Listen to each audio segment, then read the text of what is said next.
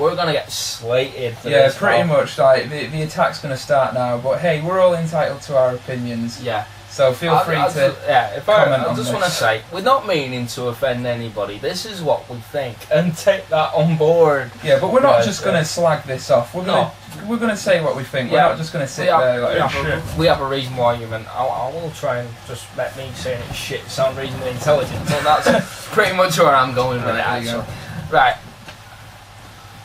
Avatar, right? I'm a big believer in creative freedom. Okay.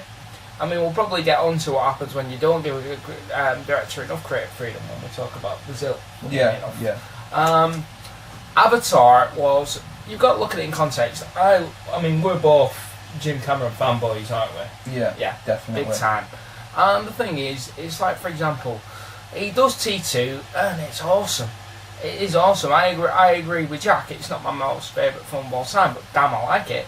It's one of them, if I was sitting and watch it for 2 minutes, I'll watch the whole damn thing. And then he went and made Titanic after T2. That was his immediate follow-up, wasn't it? Yeah. Or maybe was it True Lies? Oh no, it was True Lies after T2. And just to actually side note about True Lies, I think I've already told you this. I honestly think that True Lies features the best special effects I've ever seen in any movie. Because Jim Cameron had the budget behind him, and he used... I'm thinking specifically of the scene with the Harrier jets on the bridge at the end. He used a mixture of live action, model shots, CG, composition shots, basically every tool, every brush he brought to the canvas, and he created a sequence that is one of my favourite in history. I honestly think when you're watching that scene, you can't distinguish what you're looking at, like how they've made it. Like, you can't distinguish what's a model from what's live action or what's CG and stuff, and that's how it should be. You should be immersed in it, it should be real, and you shouldn't be thinking about how they made it. Quick note as well to Universal, get it released on Blu-ray. We want True Lies on Blu-ray. Yeah, we want True Lies on Blu-ray. But then again, you had True Lies released, and then you had Titanic. Now Titanic, I'm going to go ahead and say, it's populist, and the love story is quite trite, but it's an entertaining piece of cinema. I haven't told you this, and you may lose a bit. I don't mind Titanic.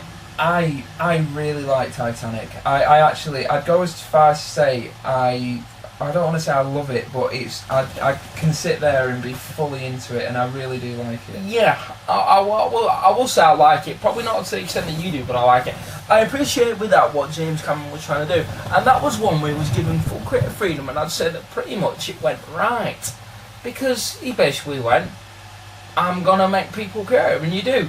And the smarter part of your brain says, this is just a bloody boat sinking with a Mills and Boon story attached to it. What's going on? And it's like, just drowned by the end of the movie. You get swept up along with it. And that is James Cameron's skill at this point as a filmmaker. And they did. The studios took a big risk on Titanic.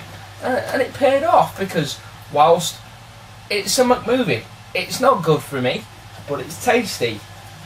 And so basically, when he went, right, Titanic, of course, huge hit, yeah? Yeah. Huge, ridiculous box office. So basically they said, you can do whatever you want. So what did James Cameron do? He disappeared under the sea for years and made a load of documentaries. It was 12 years, wasn't it, that he did those documentaries? Yeah, he literally disappeared for a while.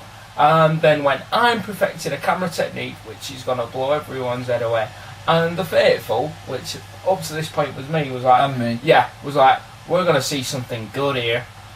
And it was Avatar, and he went, I'm creating a science fiction epic, and it's a film I've wanted to make and never had the technical thingies. And the minute he announced that, my inner fanboy just went... Yeah, I must admit, when he said that this is going to be the greatest film ever made, my ears pricked up, because that coming from somebody like James Cameron, I think if anybody's going to deliver on a promise like that, it's going to be him. Yeah. You look at his back catalogue, and if you ignore Piranha 2, because it's not really a Cameron movie, he hasn't made a bad film. Like, Titanic has its naysayers, but you have to appreciate it for what it is. Yeah. And I can honestly say he hasn't made a stinker. Until. Now, people will say that due to our comments, we built up our expectations so high that Jim couldn't have met them.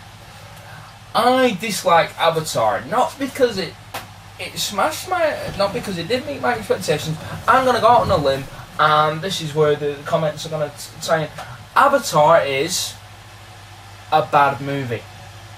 Avatar is a bad movie, right? An example, me and you put it on, didn't we, to review it, and we're trying to have an open mind. We put it on yesterday, and I have, rolling to this, I've got a surround sound package, I have a decent sized TV, because all the people, it wasn't in 3D. I have as close to a cinematic experience in my home as you can pretty much get on a working man's budget. Yeah. Put it on, and we just weren't engaged with it. Well, we tried. Yeah. We tried. We sat and watched about first 10 minutes, and after that, we drifted. Yeah. We lost the thread, and we started talking through it. Yeah. Which I never do. No. And I wasn't into it at all. Because we really did. We understand that there's a lot of people who love this movie. To be honest, the vast majority. Bev, you love this movie, yeah? Yes. Yeah, Bev's showing love for the Avatar. And our marriage still survives, folks. Love will find a way.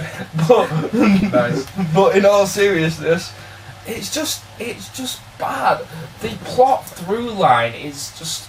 Can I just interject Yeah. Right, what you're going to notice here is we both dislike Avatar, but for vastly different reasons. Yeah. Like, my reasons for disliking it are very different from Sam's. Yeah. And what I will say, before we launch into this, is that I reviewed it when it came out, and I gave it a positive review. Yeah. I think at the cinema, in 3D, it's a cracking experience. Right? Yeah. I was wowed by the bells and whistles. Second time I watched it at the cinema in 3D, it didn't do it for me. Halfway through, I was looking at my watch. But what I do want to say is, I'm not going to just bend over and take a shit on it. Like, I gave it a positive review, and there is a lot that may not be my taste, but is some people's taste. So I appreciate it for the film that it is. But we're just going to say what we dislike. Well, that's it for me. As I've said in my Smurf Up review, it's the Emperor's New Clothes, guys. Actually, when I say it's a bad movie, the basic arc's okay, but it's just basically quite a flimsy skeleton with a lot of bells and whistles on it. James Cameron, as we just said earlier in the video in reference to Terminator 2, and a lot of movies, even to be honest, True Lies, because True Lies is a satire to a large extent. It's a satire on a certain genre of movies, and to appreciate that on a certain level, you have to have a certain amount of knowledge and intelligence. Yeah. With Avatar, he assumes that his audience are absolute morons. He calls his main element in the movie unobtainium. This is the posh word for hard to find, kids. And it's just, you have a character, and again, I know it's a classic story, as you tried to defend to me yesterday. It's the hero's journey of, he starts off someplace and he goes through trials and changes and turns into a better person. I get that, that's fine, but it's such a obvious through line. Like I've said, this is a journey which was done in A Man Called Horse, Dances with Wolves. Jim, you had the most advanced storytelling techniques in the world. Tell us a story. And over to Jack.